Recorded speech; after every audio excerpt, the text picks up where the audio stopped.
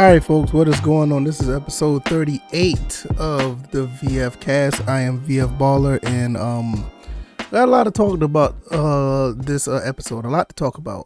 First and foremost, we're going to talk a little bit about Gran Turismo 7. Not only 2 episodes ago, I talked about Gran Turismo 7 and how much I thought about how great it was, but now, I might have to change some things, and it's very unfortunate.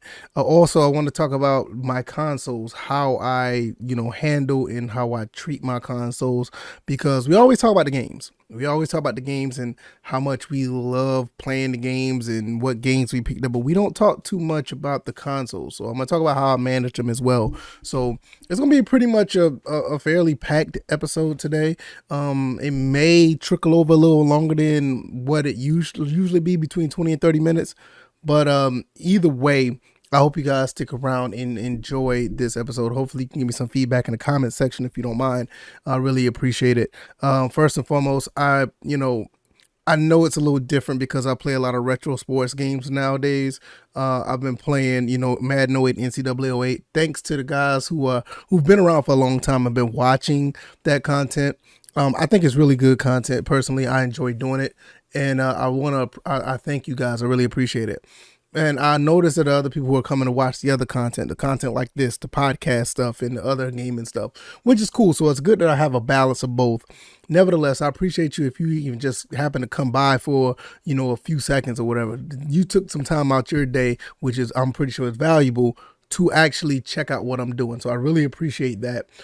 So if you don't mind, if you want to stick around, go ahead and hit that subscribe button, like this video, share this, let other people know what I'm doing over here, because this is, basically my, channel where I talk about gaming. I do have another channel where I talk about, the First and Framers channel where I talk about Georgia Southern and Atlanta Falcons football, which, that's basically mostly just strictly sports. Over here is the gaming side. So thank you guys, whatever the case may be. I really appreciate it. So let's go ahead and get into this Gran Turismo 7. Man, I'm gonna tell you, I said this on episode 36, I want to say, that this game is probably the best game that I've ever played. Best racing game, sim racer, hands down. And it was because of the haptic feedback of the PlayStation 5 controller. I thought that it was just phenomenal the way it felt and the way you drive in this game. I think the gameplay is phenomenal. I think it's a beautiful looking game and the cars play very well. I've yet to use a racing wheel with it, which I remember when I was going to hook up my racing wheel. I realized I gave my racing wheel to my nephew, so he has it and he's having a blast doing whatever he does with it. But nevertheless, I'm just using the controller, so I don't know how it feels with the racing wheel. But I'm hearing a lot of people say that these cars drive a lot like their real world counterparts, and I find that hard to believe. But Gran Turismo, the guys who are under that, they've been able to do the unthinkable with every iteration. I mean, I've been a big fan since Gran Turismo 2, and Gran Turismo 4 was pretty much like my favorite. And 5 was okay. 6 is like another copy of 5, but I love 6 as well. Sport was an offshoot, and sport was good. I put a lot of hours in sport as well. I like the setup of that. But Gran Turismo 7 comes out, and it's a main line entry of the game, and something plagues this game big time. If you don't know what's going on now, they did a 1.07 patch that pretty much put the game down for almost a day and a day and a half, I want to say, or 30 hours, and you could not play the game. So I knew this from, I want to say, Gran Turismo Sport. I knew the game was always online, but they did give you an offline campaign, which for the most part, I've never seen any issues with the single player stuff on Gran Turismo Sport. So I felt like if anything, they was going to use that same philosophy for Gran Turismo 7, right? Well, necessarily they haven't. And I say necessarily because they feel like it was a necessary look for them to go ahead and put everything online because of cheating. And they want to give you they want to give you the nudge and the push to to go into microtransactions. Now, if you know anything about Gran Turismo has always been about grinding, racing, competing against the AI or others to get credits or get, obtain cars by winning first, second, or third place, or whatever the case may be. It's always been that way. Gran Turismo 7 is taking a different approach. Yeah, you can still win credits, but they're not as much as they used to. The races are not enough like they used to. Used to be tons of races. I think Gran Turismo Sport did a phenomenal job for the offline campaign when at first, we got to think about this. At first, Gran Turismo Sport was not like that. They came a long way of making that game great for us offline gamers. And when they did that, they did a great job giving you all these amateur and professional and beginner routes where you can actually obtain cars, and for the most part, you were able to do your daily workout where you can get great prizes. And I think all the prizes was like cars anyway. So you got like 4 cars to choose from. Well, you get a pick from like a roulette style situation from going 26 miles a day. I put in so many, I don't know. I think I almost put almost 200 hours in Gran Turismo Sport. And I know nowadays that don't seem like a lot, but I'm gonna tell you, for me being working full time, being a husband and a father, that is a lot for anybody to put that much time in that has everything else in front of them. So I found it very, very cool that we were able to enjoy a racing game like that. Gran Turismo 7 did not do the same thing. They pretty much curtailed a lot of credits. They did a lot of things when it came to actually just curtailing the progress and pushing you towards microtransactions with a system where they basically made you pay more to get less expensive cars. Like basically, I think like it was like $40 to get like 3 million credits or something like that. I don't pay for nothing like this, but they make you pay $40 to get the same amount of cards that cost $30 or something like that. It's really weird. I don't even want to get into it because I don't mess with microtransactions like that. But I find it very disgusting that a company that gave us so much fan service throughout the years, decades, in some cases. I mean, you can go back to Gran Turismo 1 and Gran Turismo 2, and for them to come up to Gran Turismo 3 and how Gran Turismo 4 pushed so many boundaries where that game on PlayStation 2 looked phenomenal. Turn around and with Gran Turismo 6 where that game basically pushed the edge of the PlayStation 3 as well. They've done so much to give us so much fan service. Why would they turn their backs and do stuff like this now? Where now basically when you're looking at trying to get online, you can't even get online now. And that's another thing. They tie these games to online for no reason. And I know there's a lot of videos out there about it, and I don't want to get into that too much because I don't want to sound redundant or something that you heard before, but there's no reason for that to be the case. None. I don't understand how they got away, and I ain't gonna say got away with it because I don't think they got away with it at all because people are hip to it. But I don't understand why would they do that? Yeah, you want to worry about cheating and this, that, and that. Look, I don't even play online like that with Gran Turismo because I know there's some people who do a phenomenal job. I mean, like Super GT on YouTube is a phenomenal content creator when it comes to just Gran Turismo 7. I mean, he does a great job. And I'm looking at the situation like I don't hear nothing about, widespread cheating or anything like that. I'm pretty sure it happens. And I'm pretty sure it happened before. But I feel like at the end of the day, what they should have done, they should have just had 2 files, one offline file, one online file. If you want to use the online file, you go online. If you want to use the offline file, you will be able to go offline. And that, I mean, there's other games that have done this, but you see, this is the problem with a lot of these games nowadays. They're trying to get away with doing this. And at the end of the day, when they're tired of, putting the manpower into these servers, or they just want to shut the servers off, these games they're not going to mean anything. They're going to be paperweights. They're just going to be a coaster. And it's not fair for people who may genuinely love these games. I genuinely love Gran Turismo 4, Gran Turismo 5. I'm a backup. I'm not a really big fan of Gran Turismo 5. I don't think it's a bad game, but I'm not that big of a fan of it. Even though if you look up here at the collector's edition, but that's another story. I'm not a big fan of 5, but I love the fact that I can always go back to any of these other Gran Turismos in the series 1 through 6 and play them as if there's nothing wrong. I go to 6. I went back to play 6 when I was on vacation because I took it with me when I went out on vacation with my wife and my son. I went out and played Gran Turismo 6. Yeah, the servers are down. You can't get online. You can't compete with people. There's no more updates, but the game has everything there. If you got the patch, which that's another story. I don't even want to get into that about getting patches to game that's not even that. Which I don't even think this is necessarily a patch. It's more like an update where you can get all more vehicles or whatever. I got all that on my PlayStation 3. And I feel like I have a complete game, even though the server's not there. They gave you everything. As a matter of fact, they tell you when I think when they first went down, they sent the message out. I think it was a part of the patch or whatever, the update. They thanked you for playing the game and they gave you some type of level of appreciation. Like, we appreciate you playing the game and here's everything that came with it. We're going to shut down the servers, whatever case may be. That's some good. Like I said, it goes back to them having good fan service. They had great fan service when it came to stuff like this. But now we're looking at a situation where we're like, all right, we don't know what's going to happen, even if a patch goes wrong. If an update goes wrong, the game is going to be gone for a day or so, and the $70 that you spent, and I'll sit here and admit, I paid the deluxe edition. I got the whole package. I think it was like 80 something dollars. I paid all of that because I love Gran Turismo that much.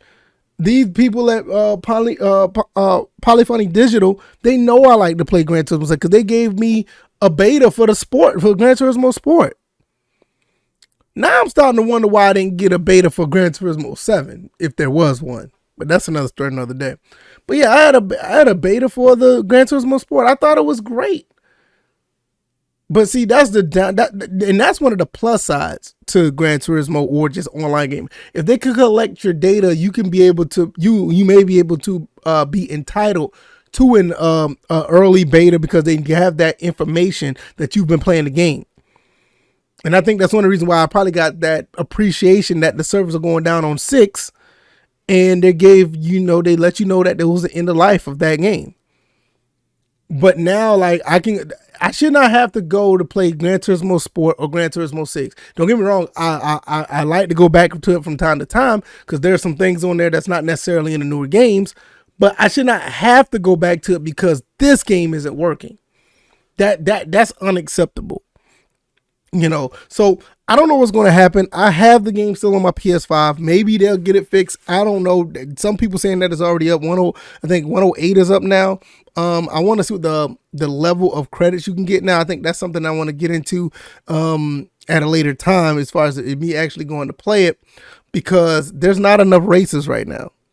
They're just not. They're going to have to do something like what they did with Gran Turismo Sport where they actually gave you a beginner's, amateur, professional type of mode where us offline gamers were able to play against the AI and had a blast. I don't know why they can't just reinvent the wheel and do that and just go back to Gran Turismo 6 where you can create your own tracks or any. What is so wrong about taking that? Why is that all that stuff always be taken away once they give it to you? I mean, this stuff has been going on not in just Gran Turismo, but in a lot of games where you get a lot of functions, you get a lot of features, and then when the next generation comes, they take it away, and this, that, and the third. I mean, trust me, I've been in the part of the sports gaming space for a long time. I know all about that, and that's another thing I don't need to get into. But I just don't understand why. I don't understand why this is an issue. Why would you do this? Why would you take stuff? Even if you're going to take it out, you should be able to have a situation where you give a straight up update saying like, okay, we'll do this, we'll do that as a timeline to bring the stuff back in. Give us something to look forward to. And then you may have a situation where more people will continue to be interested in your game. Kind of similar like what Halo did with the Master Chief Collection. I know you can get the whole thing, but I think on PC or on Steam, they gave you like Halo 1 at one point and 2. And they body stepped it for people to play the games at one at a time, which is fine. But I just don't understand why I don't understand why this is done this way. This is ridiculous. It really is. Hopefully they get this done. I can rant on this forever because I'm a big fan of Gran Turismo. I'm a big fan of it, and not just the series, but this particular game was really good. And it's the gameplay is phenomenal. The game drives like a dream, even on controller. But I don't understand why would you have those business. Well, I know why you do those business practices, but I don't understand why. So I mean, I said enough. I'm already 15, 16 minutes in. I want to get into how I manage my consoles now. One time, the reason why I wanted to talk about this real quick is because I was in here just really moving some things around. If you see some stuff that's a little bit different now, I got my boxes behind me. I got basically all my consoles under my 4K television. I still have some under my CRT, and I put some of my consoles over here, which you could probably see the PlayStation 5 like right there on the bottom of the camera, and I have my other consoles right next to it on the wire rack. Now I had the wire rack over here. I moved the wire rack over there where I have basically last generation well, I ain't gonna say last generation. The PlayStation 3, Xbox 360 generation consoles over here, and I have my PS5 over there.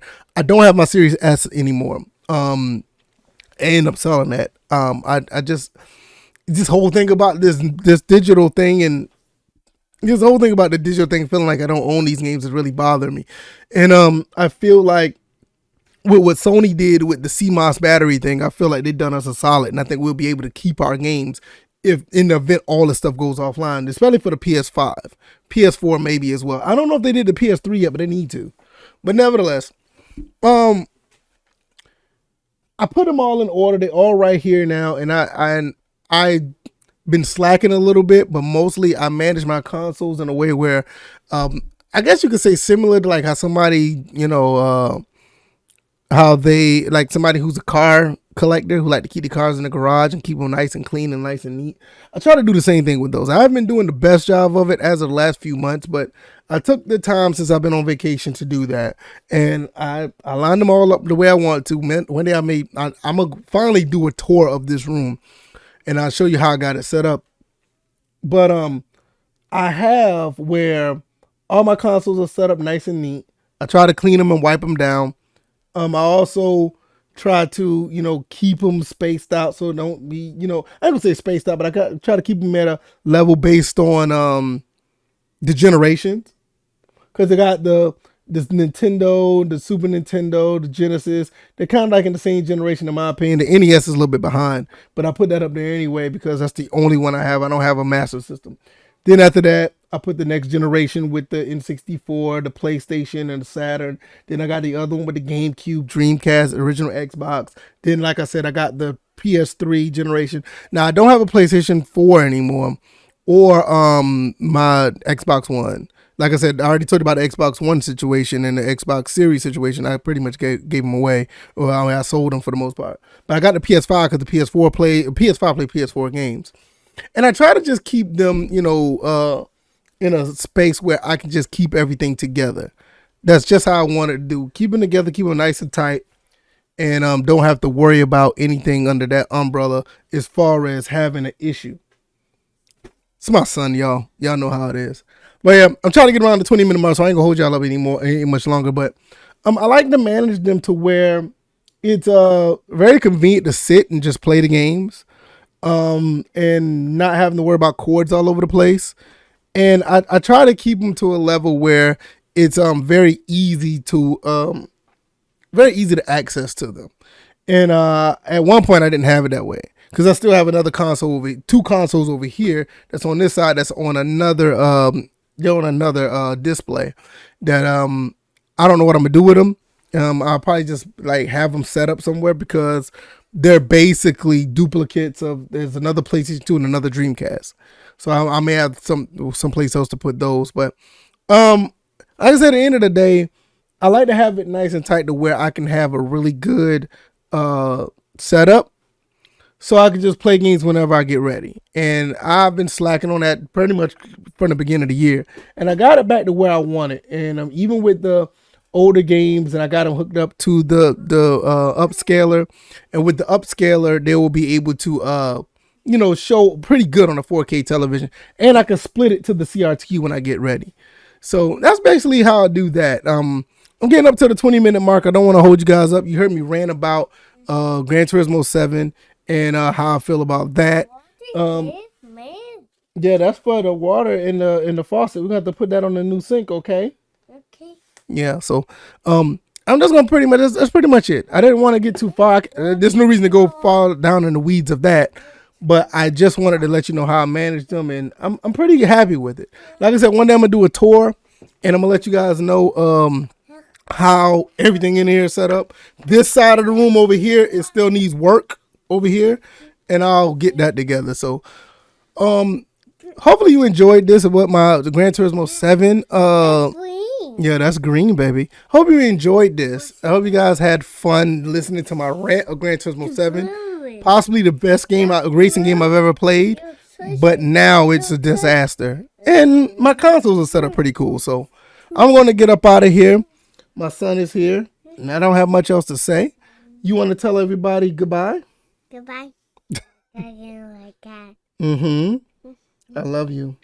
You know that? Mm. Want to sit down? You want to go sit down? Where you want to sit down at? Chair. You want to sit down on the chair over there? Okay, we'll go sit down on the chair, but we got to tell everybody bye-bye, okay? Bye. All right, y'all. Y'all take it easy. Y'all be blessed. All right. Peace.